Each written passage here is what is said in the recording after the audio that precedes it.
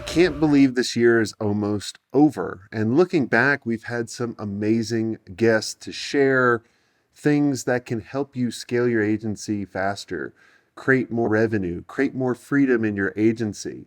So let's go ahead and take a look back at some of the best guests we had on this year. So one of my guests that I really enjoyed having on was Matt, and we talked about core values and really building a community around our core values. So I hope you enjoy.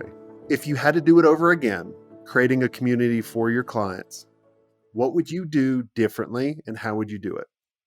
First thing I would do is this is one thing we did right. I'll tell you a lot of things we did wrong. We modeled another community that was successful.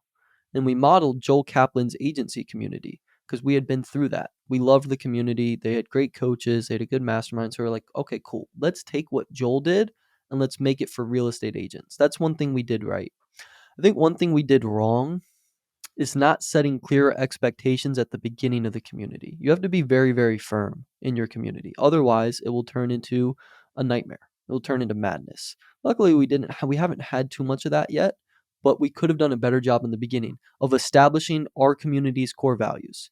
We can say, look, if you don't want to be in the community, these are our core values. If you don't want to follow these core values, don't be in the community, don't join the program.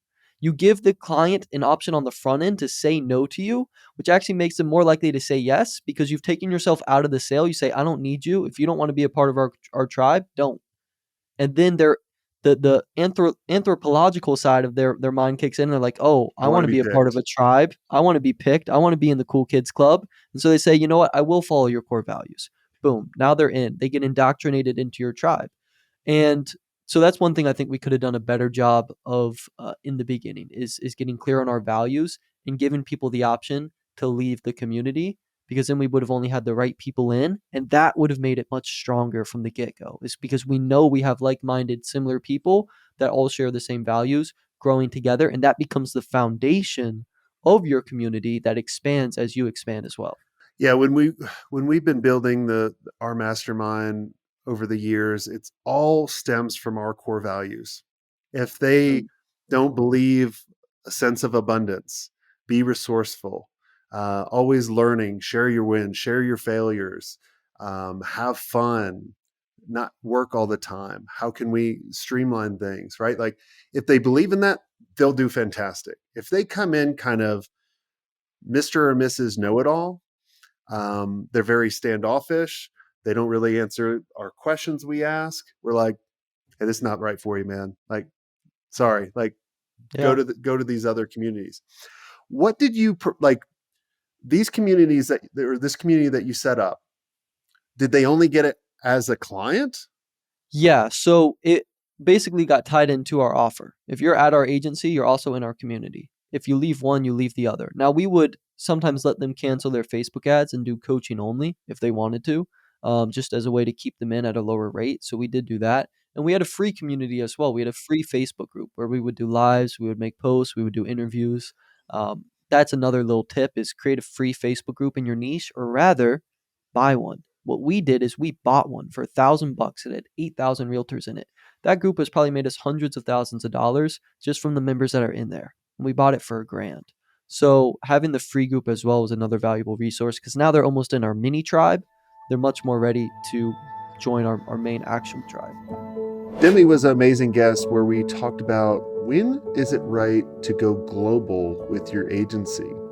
That's one thing that we never did at our agency was the first agency we grew was 8 figures and at the time when I sold it, I felt like we reached the plateau of where my skill set was.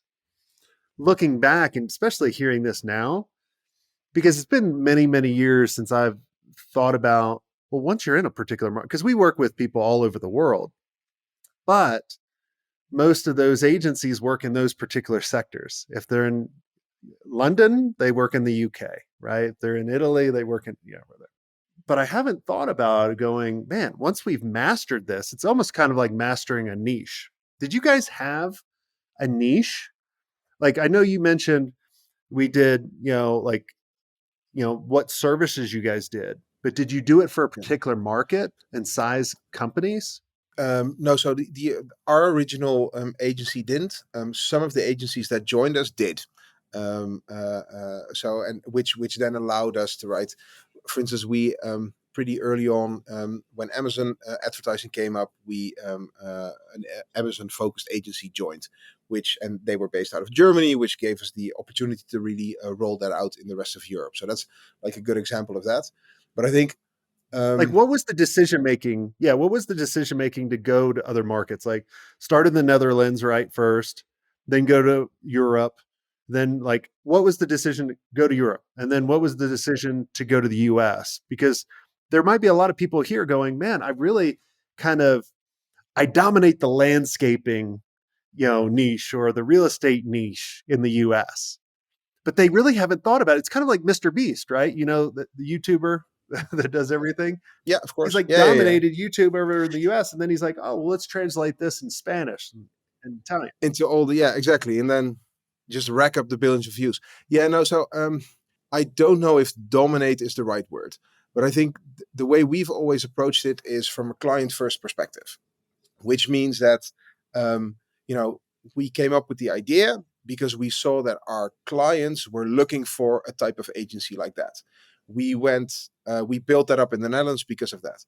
Then at the moment that we felt that our portfolio of services was just about good enough or done for the Dutch market, we said, okay, wait a second, we can serve our clients properly now. Let's go into the next market. And I think that that's always been our driver, is that you have a set of clients, you want to service them as good as you can, and the moment that you feel comfortable with that, that's when you go into a next market. So I don't think like market leadership or something isn't that important. It's much more about who are you servicing. Are you making them happy? Are you making them grow? Are you helping them save money? Are you all those things? And if you feel comfort in that, then it becomes interesting to say, hey, I just as this these numbers don't make sense, but I'm just as an example. Hey, we're now in Germany, but we see that 20% of our clients that we have in Germany are also active in Switzerland. Hey, maybe the Swiss market is interesting.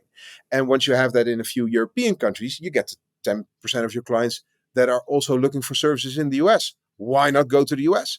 And if you have your clients in Europe and in the US, and you're servicing them right, there's a fair chance that they will say, hey, by the way, in APAC, we are looking for great social services or whatever it is, right? And then you make the jump. So it's like hyper client focused. Make sure you service the client. They will ask you questions, and that informs sort of the next step. Now, with Guy, we talk about it's not the negative people holding your agency back and holding you back. It's the negative thoughts that you have. It's the lack of confidence. And he's got some really great points that you should listen to. If you hang out with 10 people and they're not in that growth mindset, and I tell them, and I go, and this happened to me to a couple of my friends. I was like, hey, I'm turning 47. I've always wanted to fly a plane. I'm going to get my pilot's license. Oh, you're too old. You're too dumb. You're not going to be able to do it. I'm like, no, I want the challenge, which it was the most humbling thing I've ever done. It was the hardest thing I've ever done, is learn how to fly and not kill Yeah. myself or kill other people.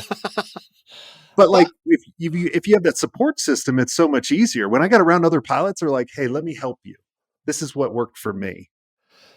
but what I don't understand about that story is why would anybody who is quote unquote your friend say that? I mean, they think maybe they're protecting you from disappointment or death, but like, why would you tell somebody you cannot do? I mean, it's one thing if you said, okay, I'm 47, I'm going to play in the NBA, right? Okay, I understand that. It's like some physical issue there, but why? Why would they say you couldn't be a podcaster, or you cannot fly, or you cannot write a book, or you can't? I mean, I don't understand that at all. Well, we're not close friends anymore with them.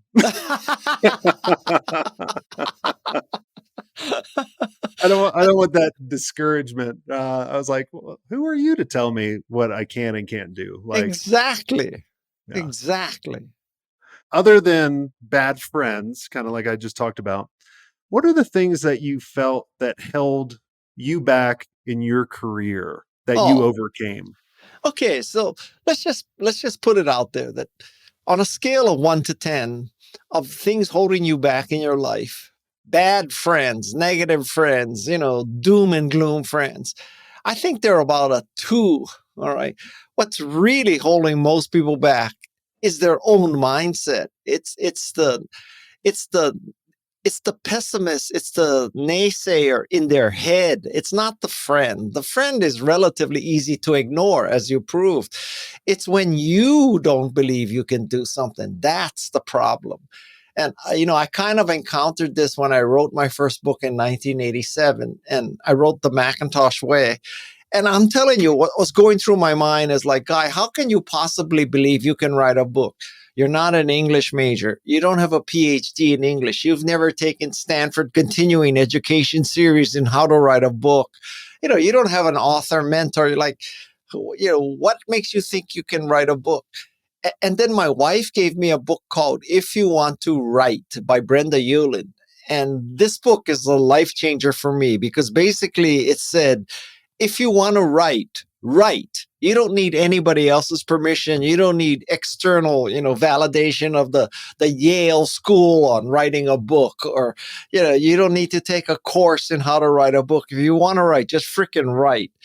And now, many people listening to this may not be a writer, but if you're in any kind of endeavor like that, just substitute the word write and take that out and put in surf, put in fly, put in make movies, put in podcast, put in whatever you want. That's the concept is the same. I think a lot of us have that imposter syndrome when we first start. Well, I mean, I had that when we started building the agency and I started building and hiring really amazing leaders. I look around the room going, why the hell am I here? Like, when are they gonna figure out the CEO needs to go? Well, okay, I have some thoughts about that. So thought number 1 is it is far better to have the imposter syndrome than to have the entitlement syndrome. Because the entitlement syndrome is you look around the room and you say, these people are lucky to work for me because I am so freaking superior to all of them. They're going to learn from me. They should be paying me to work here, right? That's a much worse syndrome to overcome than imposter syndrome. Because imposter syndrome, at least it implies that you are awake as opposed to awoke. You are awake and you are relating to, feelings of inferiority or feelings of, insecurity or all that. And I got to tell you, man, it's not so bad to feel inferior and insecure if you work to overcome that. If you let it cripple you, that's another thing. But I mean, on the other hand, when you feel entitled, you just don't grow.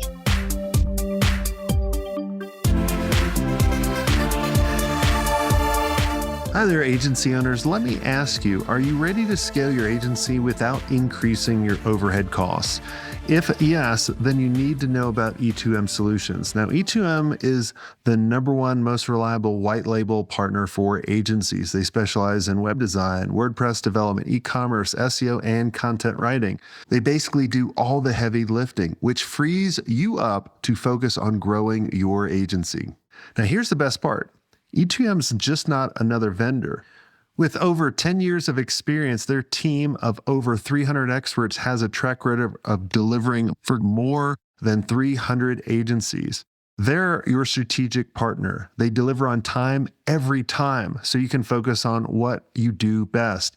Now, E2M's mission is simple: to help 500 agencies increase their revenue and profit margins with white label services that actually work.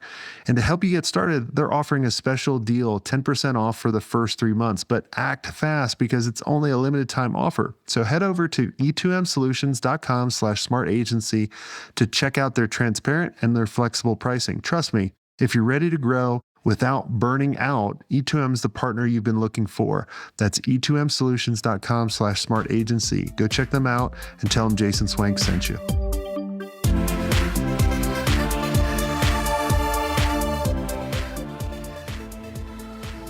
Now, Natalie was an amazing guest where we talk about letting go And really, how can you start trusting your team so you don't have to do everything? Because if you're doing everything, you're just never going to scale. The scale kind of snuck up on me. I think I'm just now adjusting to the reality, which... What's surprising you about the scale part? Because a lot of people can hit the million mark sometimes by accident, and then really kind of, getting over the next million and constantly keep building, it gets more complex. What's really kind of snuck up on you for the scaling that stood out to you, that's been like, hey, this has been kind of challenging?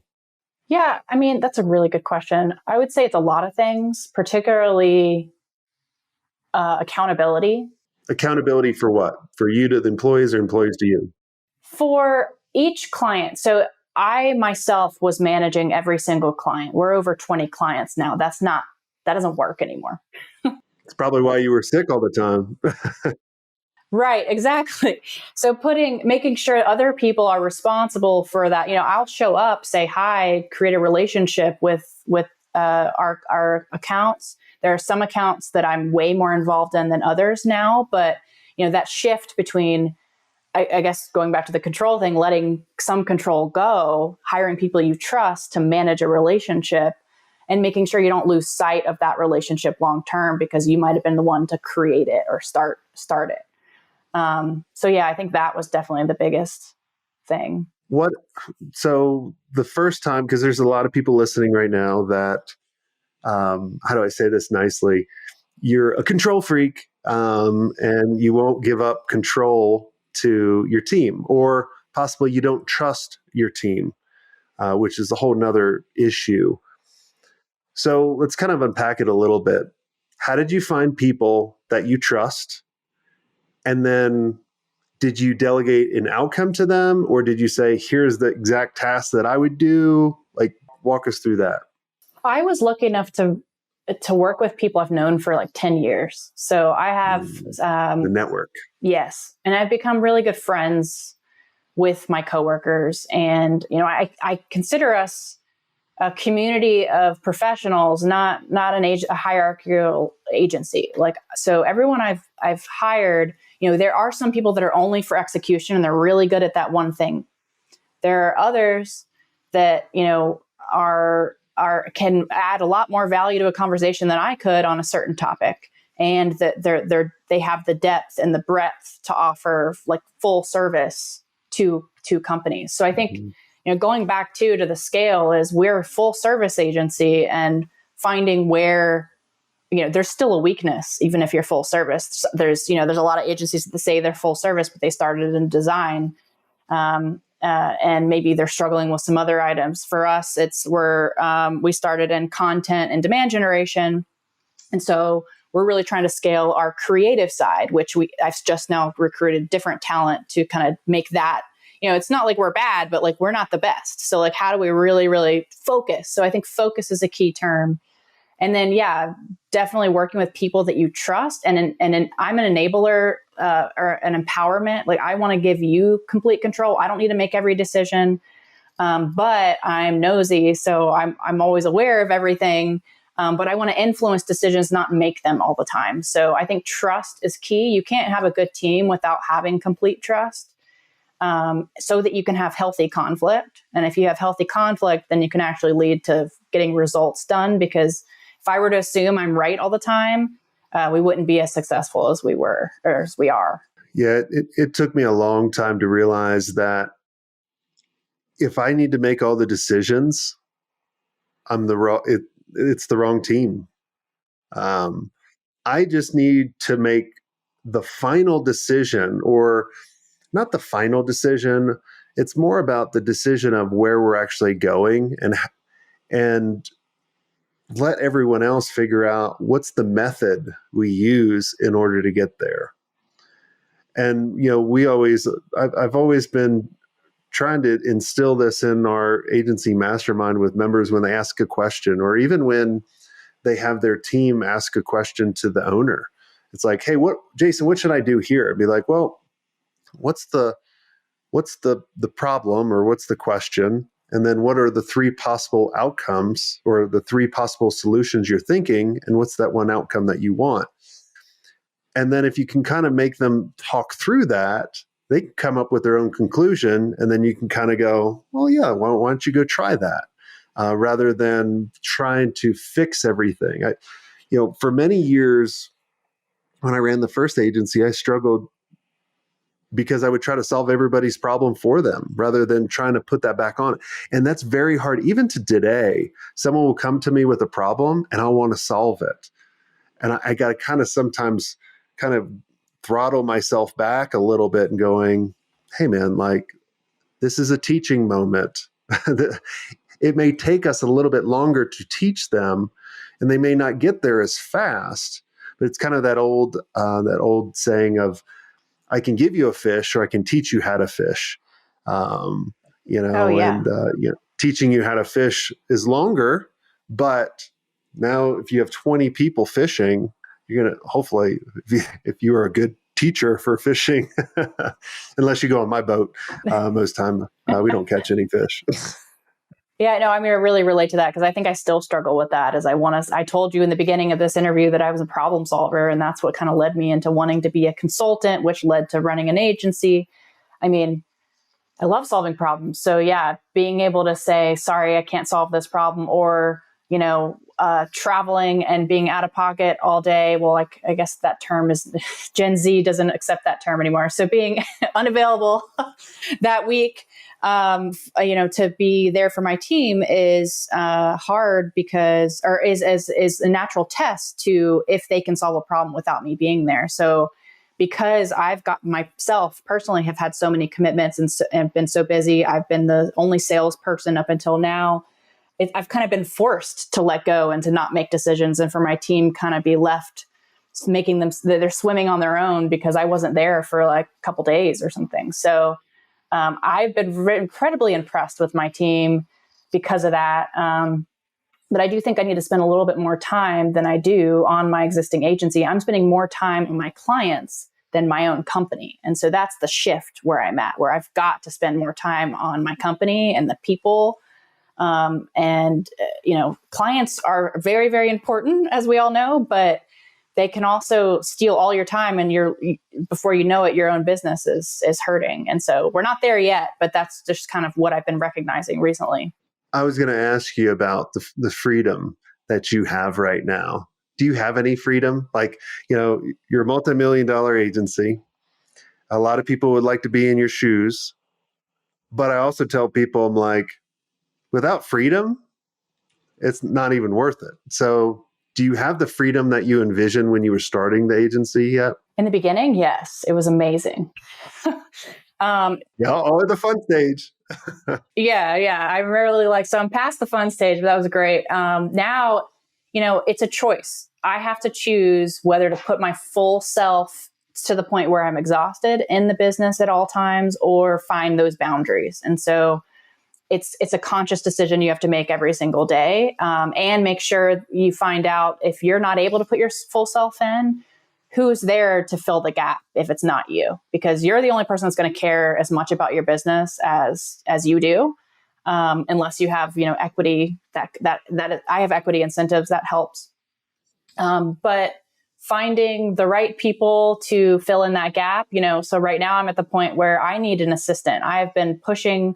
I don't need one for a really long time. I've had some virtual assistants, some part-time help, but I need a professional who can help me make sure that I'm prepared when I show up with everything at the right time, the right place, but then so does my entire team. So I've been thinking about a lot of different gaps recently of what could make our existing team more efficient? Where am I dropping the ball because I'm constantly going to be taking on more. And so I'm going to constantly have to delegate or take a chunk off of my job and create a new job for it. And, of course, that new job sometimes impacts profitability, but does it give you an opportunity to make more money later? Yes. So finding that perfect balance, but I think it's an everyday thing. And last up, I interviewed Gino Wickman, and we talk about how you can avoid burnout in your agency and how do you figure out where is the perfect amount of time that you need to work every week. and each day, so you don't get burnout, and so you don't get bored as well. So in this book, Shine, once we cover what you and I just talked about, it's kind of in the first 27 pages, this kind of aha moment and opportunity that exists for all of us driven entrepreneurs. There are then two parts to the book, the first half and the second half. And in the first part, in the first half of the book, what I teach are 3 discoveries to free your true self. And so I'll come back to that in just a second. Second half of the book is then 10 disciplines to maximize your energy, your impact, and your inner peace. And then I'll come back to that as well. But let's start with the first half of the book, because the first half is the what, just so you fully understand what's really going on inside of you as a driven entrepreneur. The second half is exactly how to do it. It's the how. So I'll keep it real high level, but you can drill down as deep as you want. But in that first half, the what is about understanding these 3 discoveries. So as a driven entrepreneur, to free your true self, it starts with really important awarenesses. And the first one, i.e. a discovery, is understanding that you are driven. And so as a driven person, you are the 10% of the planet that has this very specific DNA that creates your drive. It's actually a flaw in our genetics. So it's not a good thing in terms of the design of the human body, but it certainly benefits us because we are the creators of most things on the planet. We, the driven, with this flaw. And so the D2, D4 gene, there's something in how it fires that we just don't feel as rewarded as most. And Dr. Doug Brackman, like I mentioned, his book Driven describes this very nicely. But included in these driven people are not only entrepreneurs, but Navy SEALs, athletes, things like that. So that's the 10% we're talking about. And so it starts with understanding I am driven. Start to understand this fact that it's your DNA and it's your wiring. It's a blessing and a curse. The blessing is all that we create. The curse is certainly the downside, where we do a lot of damage to ourselves mentally, physically, emotionally, and to the loved ones and people in our life. Mhm. And so just understanding these dynamics that lead to addictions and numbing and all that wonderful stuff, hiding from pain. The second discovery is understanding that all decisions are made out of love or fear. When you really understand the dynamic, and when you understand clearly what's happening, your ego is either running the show or your true self is running the show. And so fear-based decisions are from ego, love-based decisions are from your true self, and it's understanding what's going on below the surface. I always hold my hands under my chin and talk about when the tectonic plates are shifting and the central nervous system is amped up, as it is for a driven entrepreneur, to understand what's really going on, and that there's blocks and that suit of armor that you built, and how to shed that and understand what it is you're trying to protect that doesn't need to be protected anymore. Just comes down to really starting to become aware and let that stuff come up.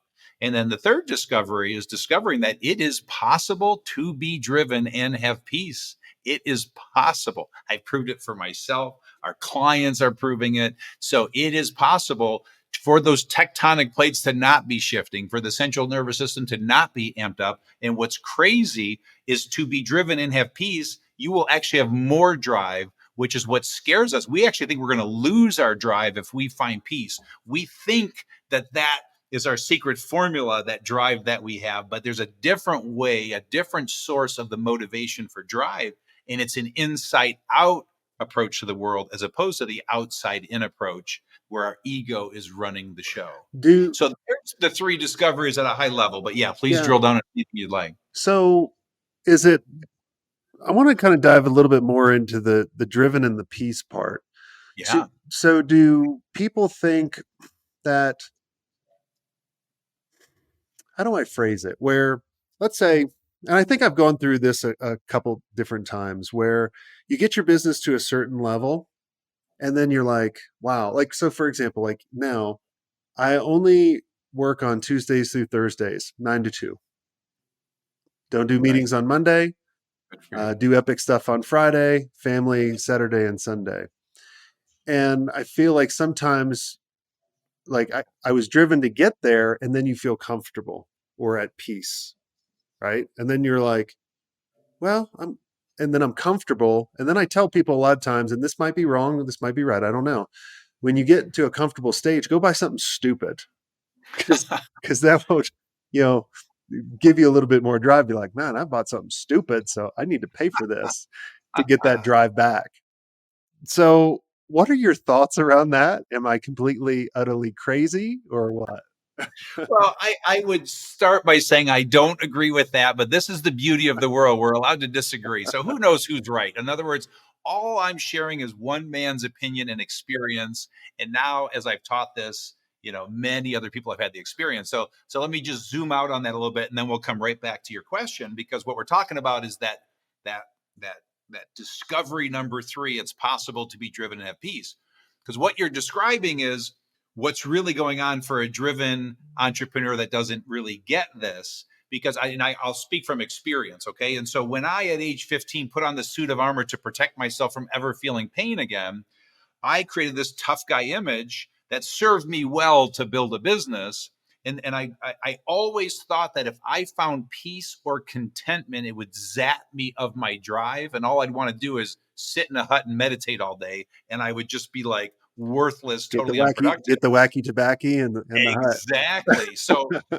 But it's just the opposite. And I got my first glimpse of peace in my mid-20s when my daughter was born. And this second she was born, I felt this incredible sensation that I can only describe as bliss, peace.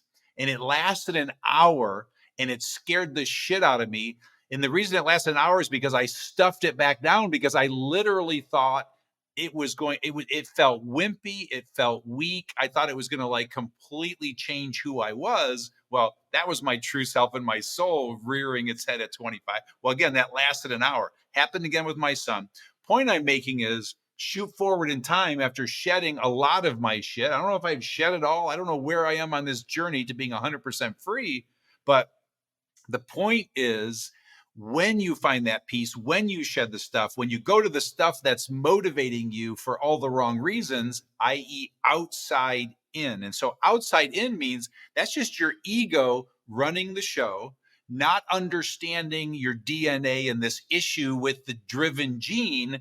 And so outside in says every decision I'm making, I'm measuring it against competition, comparison, judgment. I'm letting outside forces make my decisions. When you shed all that, when your ego dissolves, you don't care what anybody thinks on the outside. You all of a sudden now come from the inside out, which is more of a calling, a purpose. And so it's just much more purposeful. And it's literally 10 times the drive. And it's a peaceful drive. So to your point, I love what you said, because I had a business partner in my first business in my 20s who would say that, because we would teach salespeople, and he would say, if you're not feeling motivated, go buy something expensive, because that should not be how you're motivated. And so, I pretty much, from a tangible standpoint, have everything I'll ever need. And I am more motivated than ever to create more, be more, do more. But the point is, I don't need those outside factors to motivate me. It's just a very purposeful drive. So yeah, it shouldn't have to be buying a sports car to be the thing that motivates you to go to work tomorrow.